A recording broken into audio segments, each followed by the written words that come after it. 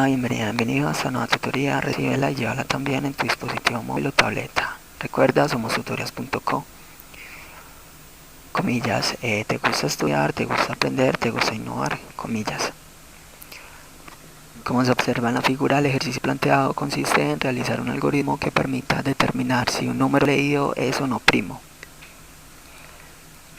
Recuerde que un número primo es aquel que solamente tiene un divisor. Es decir, solamente tiene dos divisores, el divisor por sí mismo y la unidad. Es decir, el número no es primo si tiene más de dos divisores. Planteamos la solución en un programa de 31 líneas. En la línea 4 vemos la instrucción numeral include iAustrian. iAustrian es una librería que permite ejecutar operaciones de entrada y salida de datos. En la línea 5 vemos la instrucción numeral include conio.h. Conio.h es otra librería que también permite ejecutar operaciones de entrada y salida de datos.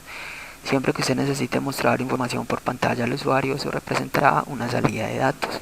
Y siempre que usted necesite capturar información del usuario, eso representa una entrada de datos. Entonces, para ejecutar operaciones de entrada y salida de datos, va a usar entonces una de estas dos librerías. Y la instrucción 4, por ejemplo, lo que significa es indicarle al compilador que vamos a incluir la librería iAustrian. En la línea 7 vemos la instrucción using namespace std. Con esta instrucción le estamos indicando al compilador que vamos a usar el espacio de trabajo estándar de C++. Esto quiere decir que vamos a poder programar de manera más flexible. Si no incluimos esta instrucción, entonces vamos a crear nuestro propio espacio de trabajo. Eso quiere decir que vamos a tener que programar y ceñirnos a la semántica estructurada de C++. Entre las líneas 9 y 31 vemos el main. El main es el método principal del programa. Cuando un programa se compila, lo que ocurre es que el compilador mira las librerías a usar, luego mira el espacio de trabajo y luego busca el método principal, es decir, el main, el inicio, por donde empieza el programa. En la línea 11 vemos cómo se declara de tipo entero dos variables número y m. A m se le inicializa en 2. Recuerda que las variables de tipo entero solamente recibirán datos numéricos enteros y no decimales. En la línea 12 vemos la instrucción o la declaración de la variable band de tipo booleano y se va a inicializar en true, es decir, en verdad. Recuerde que las variables de tipo booleano permiten tomar solamente dos valores, o verdad o falso, o 0 o 1. En la línea 14 vemos la instrucción code favor ingresar un número. Code significa o lo que hace es poner variables en la pantalla, es decir, code significa variable por pantalla. Entonces siempre que necesitemos mostrar información en la pantalla del computador, es decir, en la consola, vamos a usar la instrucción code menor y entre comillas el mensaje mostrar. En la línea 15 vemos la instrucción sin mayor número. Sin significa leer variables en la entrada estándar. La entrada estándar es el teclado. Entonces sin significa variable por teclado. Siempre que necesite capturar información del usuario, entonces va a usar la instrucción sin mayor y a continuación el nombre de la variable que va a capturar la información. Entre las líneas 17 y 23 vemos una estructura repetitiva. Recuerde que las estructuras repetitivas permiten ejecutar un conjunto de instrucciones repetidamente, aprovechando así la velocidad de procesamiento de datos de un computador. Entonces, línea 17, mientras la bandera sea igual a la verdad y la variable m sea menor al número, entonces va a ingresar al ciclo. Entre las líneas 19 y 22 vemos una sentencia condicional. Recuerde que las sentencias condicionales permiten tomar dos o más caminos alternativos en un programa. En este caso entonces, si la variable número módulo m es igual a 0, entonces en caso de ser cierto, línea 20 a la variable band le va a asignar falso. Si no, línea 22 a la variable m la va a incrementar en 1. Mire aquí, recuerde entonces que un número primo es aquel que no tiene más divisor después de la unidad, ¿sí? Entonces lo que hay que hacer es identificar los múltiplos de dicho número. Para saber si un número es múltiplo de otro, vamos a usar el operador módulo, el de la línea 19. Entonces el operador módulo permite identificar el residuo de una división.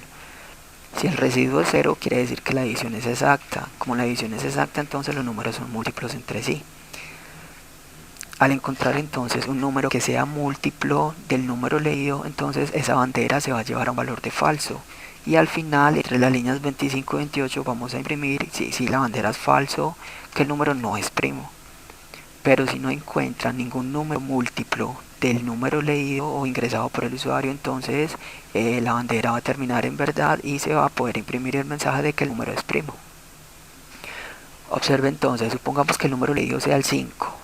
Entonces lo que hace el algoritmo es mirar entre el 2 y el 5 si encuentra o no un número múltiplo del 5.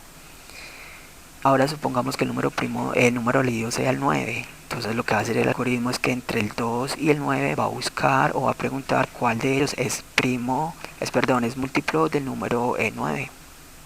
Y esto lo hace a través del operador módulo. La variable m es la variable que se va a ir incrementando para saber así si el número es primo o no. Entonces la variable m va a empezar en 2, luego va a tomar 3, 4, 5 y así sucesivamente. Entonces entre las líneas 25 y 28 vemos ya la instrucción. Si la bandera es igual a verdad, entonces línea 26 imprima el mensaje, el número es primo. Pero si la bandera termina en falso, imprima el mensaje, el número no es primo. Recuerde que cuando se una variable lógica booleana, se puede preguntar utilizando el operador de comparación o simplemente poniendo la variable. Una sentencia condicional lo toma como condición, ya que representa una variable lógica. Por último, en la línea 30 vemos el método "gets". Este método lo que hace es esperar una entrada de teclado. Esto quiere decir que cuando compilemos el programa, lo que va a ocurrir es que el programa va a ejecutar y al finalizar vamos a tener que presionar una tecla para poder cerrar la ventana de ejecución. Pero si no incluimos este método, lo que ocurre es que el programa compila, ejecuta, pero inmediatamente se cierra la ventana de ejecución. No vamos entonces a poder ver la salida de datos. ¿Por qué? Porque no hay una espera de ingreso de teclado. Esta fue la tutoría del ejercicio: realizar un algoritmo que permita determinar si un número leído es o no primo. Repasa la teoría, resuelve nuestro test y practica un algoritmo en el tablero. Si esto te gustó o no, te invitamos a discutirlo y a valorar la experiencia de esta tutoría. Recuerda, somos tutorías.co, trinamos como @tutorías, posteamos en Facebook y Google Plus como Tutorías Colombia. Pregúntanos, contáctanos, haz parte de nuestra plataforma.